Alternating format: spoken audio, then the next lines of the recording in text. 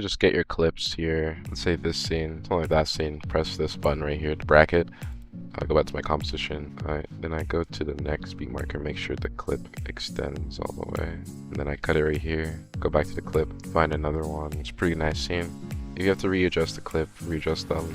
You want to make sure that they're in the middle so the character of your scene is not offside. So for the transition right here, I'm going to be doing a swipe transition. So right here, just put a solid, make a new solid. It can be any color really. I just make it white. Cut it right here. Shift click it off to the side. Go to the transform button right here. Keyframe the positions. You want 2 frames before it goes to this, right? Because once 1 frame is starting on the side, other frame it needs to be in the middle, like right here. Then the next frame, what you want to do is make sure it's on the other half. The next frame, make it like this, and then already looks kind of cool. But what you want to do is add a shake effect. Your favorite shake. I used my preset of Twitch shake really, and then you also want like a directional blur. BCC directional blur, doesn't really matter. My frame is going left to right, should also make the blur go like that. Keyframe the blur amount, set this at 100. 1, 2, 3, 4 frames in, get 0. So what you want to do is F9, that's easy ease, and then make sure to have the keyframe selected, and then you want to have, usually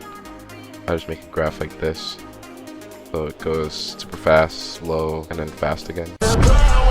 Kind of like that. Alright, looks pretty good, nice actually. But I also usually just go into this, turn off directional blur obviously and all the other stuff, and then I just stabilize motion, add a tracking point on his nose or anywhere that's not like moving, because if he has eyes and he like blinks, it just kind of messes up. Make sure to get like a high contrast spot on his nose and then press play. Just keep in mind, the bigger it is, the longer it takes the process. Cool. Alright, so you can probably play and see if it does a really good job. Then I just press apply and make sure it's on the X and Y, because you want it to track his nose on the X and Y axis. Then make sure your clip is in the right area, right? The transitions back. Hit S on your keyboard, keyframe the scale, put it at like 125, depends on what you want.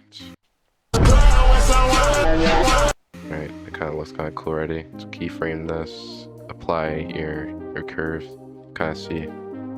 This is the curve right here, up, and then drag this down right here.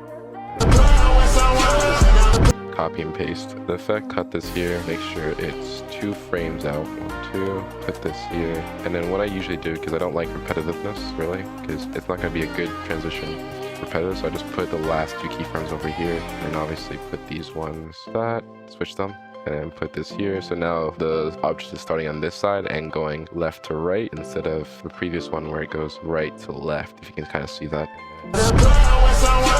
Kind of like that. Pretty cool actually. And then you can also just reapply stuff from your edit, put it on here, and then that's basically it. You can keep going, but usually I just do a different transition after to swipe transitions with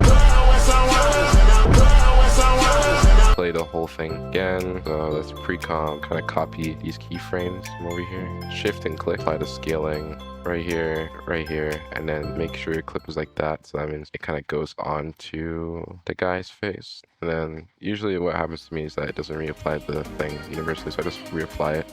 So now just like that, nice. Make sure your subject is at the end of the keyframe. Make sure it's in the middle of the screen. Okay, cool. So end keyframe, apply to this as well. Play the whole thing again. What's the difference between you and me? I'm not wearing hockey pads.